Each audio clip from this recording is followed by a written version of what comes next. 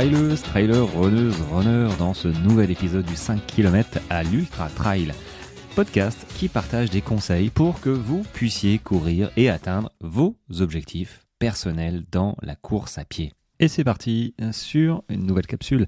De suite, alors j'ai fait un post, un réel, une story, j'ai tout fait sur le sujet de la veste. La veste étanche, normalement respirante, qu'on prend avec nous en version course ou même entraînement pluvieux. Mais bon, le sujet c'était, est-ce que tu mets ta veste de pluie sous ton sac ou sur ton sac? En fait, j'ai vu une vidéo là-dessus qui posait la question et je me suis dit, bon, c'est vrai que la question mérite débat ou pas, hein. Mais finalement, quand j'ai regardé tous les commentaires de la vidéo en question, la réponse c'était on fait comme on veut, comme on le sent. Et je suis assez d'accord avec ça. Clairement, il faut expérimenter. Et moi, si je te dis qu'il faut la mettre au-dessus, il y en a qui vont me dire ouais, mais c'est pas pratique. Alors ouais, je vais te faire les pour et contre rapidement, comme ça me vient. J'ai pas fait de liste devant les yeux, mais clairement, moi, j'ai expérimenté les deux. Et suivant le type de course, la longueur, le moment, comment je me sens, soit je le mets en dessous, soit je le mets au-dessus. Vraiment, c'est un petit peu... Il faut connaître les avantages et inconvénients des deux, en fait. Et pour les connaître, je vais te les dire un petit peu mes ressentis que j'ai eus là-dessus. C'est que, par exemple, ta veste, elle doit être respirante et étanche. Alors étanche, oui. Respirante, c'est compliqué d'être respirante tout en étant étanche, parce que ce qui passe pas d'un côté, j'ai un peu de mal à intellectualiser la chose, que inversement ça passera. Tu vois, quand c'est étanche pour la pluie, est-ce qu'à l'intérieur où on génère de la transpiration, de la chaleur, pourquoi ça sortirait pas finalement? Et c'est là où la notion de respirabilité d'un vêtement et d'une veste a toute son importance, même si j'ai du mal à comprendre le process. Mais globalement, c'est vrai que si tu as un Kawaii premier prix, dès que tu cours, tu sues comme un porc en dessous, c'est horrible, quoi. Maintenant, quand tu achètes une bonne veste, tu sues, oui, tu transpires, mais finalement, je trouve que le tissu ne colle pas, colle beaucoup moins en fait à la peau qu'avec un kawaii bas de gamme. Donc je pense que du coup, question respirabilité, c'est pas mal, parce que les kawaii, ouais, ils sont étanches pas longtemps, mais ils sont hyper étanches, clairement. Donc hyper étanches, c'est-à-dire que ouais, ce que tu génères à l'intérieur de toi, la transpiration, la chaleur, elle passe pas. Donc elle reste à l'intérieur et ça devient un liquide. C'est comme s'il pleuvait dans ta combi, mais c'est à 37 degrés ou 38, tu vois. Donc on est plutôt pas mal, mais t'es mouillé quand même. Donc cette histoire de respirabilité, je pense qu'elle a quand même son importance. Et d'avoir des vêtements techniques qui permettent oui, tu transpires, c'est humide, parfois c'est mouillé, mais ce qu'il faut, c'est que ça sèche vite. Si ça ne sèche pas vite, c'est compliqué, parce que quand tu vas enlever ta veste, j'imagine qu'il va pas pleuvoir pendant toute la durée de ta course, peut-être. Il y a un moment où il va peut-être même faire chaud, où il y a du vent. Si tu enlèves ta veste et que t'as un t-shirt en coton qui met 3000 ans à sécher, tu vas te choper la mort. Très clairement, tu vas te choper la mort. Donc, moi, le désavantage que je vois à mettre la veste par-dessus... ou par-dessous le sac, ou une veste classique, en fait, même dessus ou dessous, c'est pareil pour moi, qu'on mette une veste sous un sac ou sur un sac. Finalement, est-ce que t'es mouillé ou pas à l'intérieur? Est-ce que clairement, quand on met une veste, c'est qu'il pleut dehors, donc la notion d'être mouillé, parfois je sais même pas si je suis mouillé à l'intérieur d'une veste ou pas. Parce que dehors, j'ai la tronche mouillée, j'ai les cheveux, alors j'ai la capuche peut-être, mais bon, j'ai du mal t'as les mains mouillées, tu sais pas trop, tu transpires. Donc entre transpiration, est-ce que c'est gênant ou pas? En fait, c'est ça la question. Est-ce que, ok, t'es peut-être mouillé, mais est-ce que c'est gênant ou pas? Est-ce que la pluie réellement rentre et te refroidit? Voilà, si ça te refroidit pas, j'imagine, je sais pas, une pluie en montagne à 2000 mètres d'altitude ou une pluie l'hiver, si finalement ta veste, elle est étanche, Mais que, ok, tu transpires parce que tu es en pleine montée, parce que tu galopes, parce que tu es en course, parce que tu fais un effort, mais que finalement, ok, tu es mouillé, mais tu as chaud. C'est ça l'important. Mais par contre, si ta veste n'est pas étanche, elle va laisser passer l'eau froide, et là, du coup, ça va te refroidir. Et ça, c'est pas bon, hein. Tu le sais, l'intuites, et si tu commences à te refroidir, à avoir des frissons en courant, c'est clairement pas bon. Si en plus tu as des vêtements qui sont pas hyper techniques, qui ne sèchent pas vite, bon, si ta course elle dure, c'est un coup à pas être bien à un moment ou à un autre. Donc l'histoire de la veste avec, ça coupe pas, mais juste la veste, il faut quand même avoir une petite veste sympa. Moi j'ai la veste Décathlon, bon, qui vient de rendre l'âme là, la fermeture éclair, elle a lâché. Bon, je suis un petit peu deg, mais bon, j'ai des échéances qui m'attendent sur la Swiss Peak et je me dis que faudra peut-être que j'investisse sur peut-être une veste. Ce que j'ai pas investi dans mon sac d'hydratation, bah, je vais l'investir dans une bonne veste qui va me permettre de passer l'école à 2008. Je sais pas si on va à 3000 mètres, mais on est souvent à 2006-2008 sur la Swiss Peak et clairement, j'ai pas envie d'avoir un problème comme ça. Faut que ce soit chaud. Maintenant, la question de savoir est-ce que je mets ma veste par-dessus mon sac ou en dessous de mon sac. Alors moi personnellement, c'est comme ça que je le ressens, c'est que si, et je sais qu'il y en a qui pensent différemment, hein, si je pars sur une course déjà pluvieuse, je sais que on va ramasser comme sur le Grand Raid des Qatars, c'était pluie prévue, ben, j'ai mis ma veste en dessous. Parce que je veux avoir accès à mes gourdes, à mes flasques, à ma nourriture que je mange tous les quarts d'heure. Et j'ai pas envie de galérer à ouvrir ma veste. C'est chiant quand on commence à avoir les doigts un petit peu, quand il pleut, il fait froid parfois, et t'as les doigts un peu gelés. Et c'est chiant. Moi, ça me gonfle. Donc, je mets ma veste en dessous. Bon, l'inconvénient, c'est qu'il n'a pas plu tout de suite. Il n'a pas fait assez froid sur le Grand Raid des Qatars quand je suis parti. Il était 22h, mais finalement, il a plu aussi. Il a plu 2 heures après. C'était prévu et il a plu pendant 1 heure. Ah, c'était tempête. Tempête, on était en plus, j'étais sur les crêtes. Donc là, pour le coup, voilà, j'étais content d'avoir ma veste. Mais assez vite, j'ai été en surchauffe.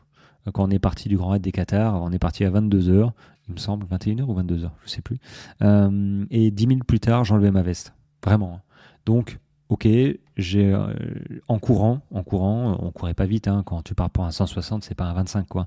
Donc en courant, j'ai dégrafé mon sac Salomon, je l'avais d'un côté, c'était un petit peu galère, hein. À un moment, je crois même que je me suis arrêté, tu vois, pour dézipper, pour enlever ma veste et la ranger à l'extérieur de mon sac parce que j'étais en surchauffe.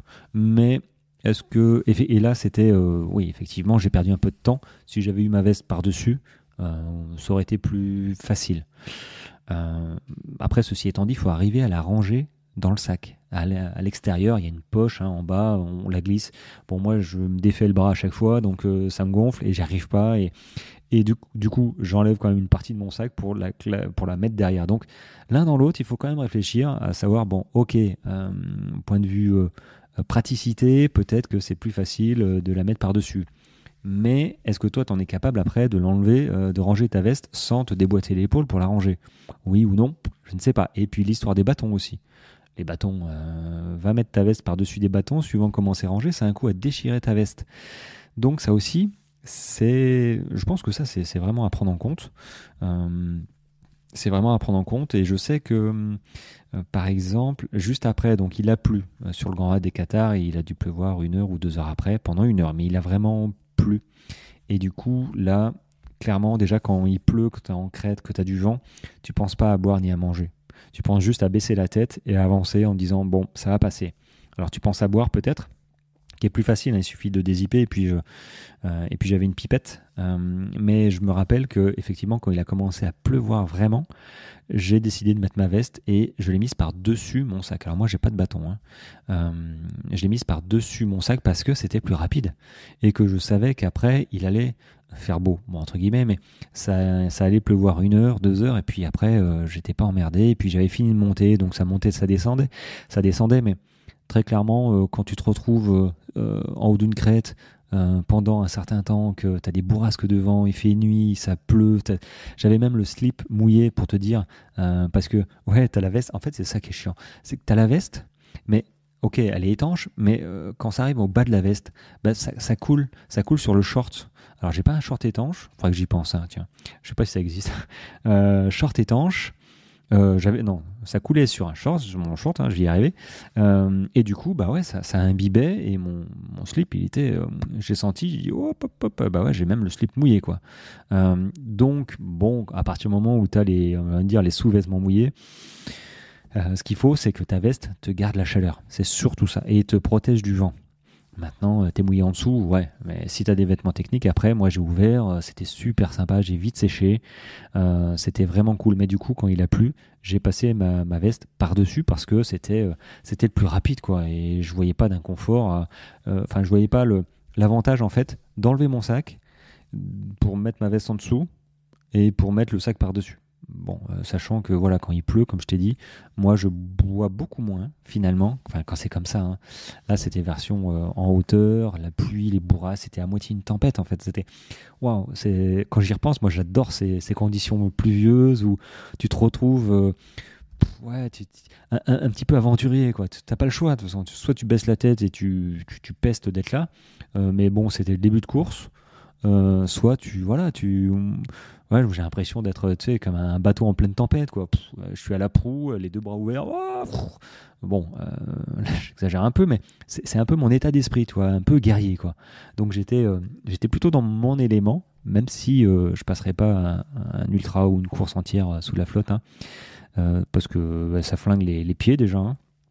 Donc voilà déjà, mais c'est vrai que le sac sur ou au-dessus ou en dessous.